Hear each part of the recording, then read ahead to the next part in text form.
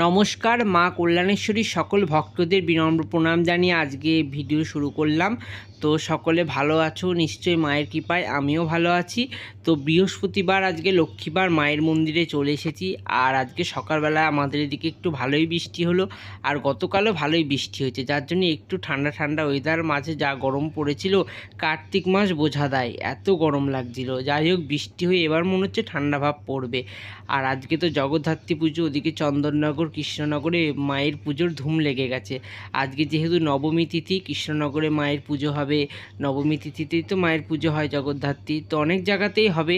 তো আমাদের এদিকে অতটা জগদ্ধাত্রী পুজোর চল নেই। দুর্গা পুজো, কালী পুজো সবই তো পরপর হলো, জগদ্ধাত্রী পুজো অত হয় না। তো জগদ্ধাত্রী পুজোর নবমীতে মাকে একটু ফল টল দিয়ে সেবা দেবো। সকালে বাল্যভোগ মাকে দিয়ে নিয়েছি। আর এখন মেঘলা মেঘলা ওয়েদারটা, একদম মেঘলা হয়ে রয়েছে, মনে হয় বেলা হলে রোদ উঠবে। আর ফলটা সব বনিয়ে নিচ্ছে। ওদিকে আলপনা দিয়ে রেখেছি, মা লক্ষ্মীর ঘট বসাবো, যেহেতু লক্ষ্মীবার মা লক্ষ্মীর ঘট বসানো অনেকটা টাইম লেগে যাবে, মন্দিরে অনেকটা সময় লাগবে, কারণ বৃহস্পতিবার এমনিই দেরি হয়। তারপরে মাকে একটু গোছগাছ করে পুজো দিতে গেলে অনেকটা সময় লেগে যায়। তো ফলগুলো এক এক করে বনিয়ে নেব।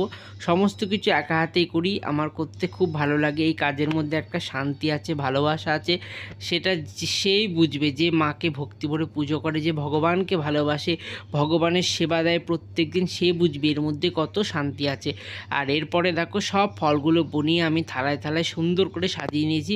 কেমন হয়েছে সকলে বলো। তো আমার 7টা ঠাকুরকে 7টা থালায় সাজিয়ে নিয়েছি।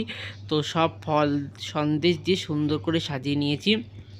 আর চূর্ণী নদীর জল, যেহেতু আমার বাড়ির পাশ দিয়ে চূর্ণী নদী বয়ে গেছে, আর মায়ের আদেশ মতো ওই চূর্ণী নদীর জলই মাকে প্রত্যেকদিন সেবায় দেওয়া হয়। আর আজকে ভাবলাম যখন এত শুভ দিন আজকে, তার মধ্যে লক্ষ্মীবার মাকে একটু আলতা পরায়। পুজো করতে করতে ভেবেও ভুলে গেছিলাম, তো হঠাৎ করে মা মনে পড়িয়ে দিল, মায়ের চরণে পদ্মফুলটা দিতে গিয়ে মনে পড়লো।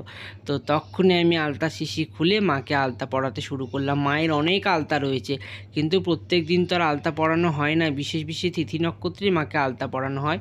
তো দেখো আমার মায়ের কিন্তু জোড়া পা, এই চরণ দেখলেও কিন্তু মানুষের দুঃখ দূর হয়, মানুষের শরীর ভালো থাকে, মঙ্গল হয়, সকল দুঃখ কষ্ট দূর হয় মায়ের এই রাঙা চরণ দর্শনে। যেই চরণ তোমরা এইমাত্র দর্শন করলে। তো এবার পুজোর পরে আমার মাকে দর্শন করো। ওদিকে মা লক্ষ্মীর পুজো করে আলপনা দিয়ে পাঁচালি পরে মা লক্ষ্মীর পুজো হয়ে গেছে। আর এদিকে মা কল্যাণেশ্বরী, বাবা ভোলানাথ সকলের পুজো হয়ে গেছে। সকলে ভালো থেকো, সুস্থ থেকো। এই ভিডিওটা কেমন লাগলো সকলে কমেন্ট করে জানিও। জয় মা।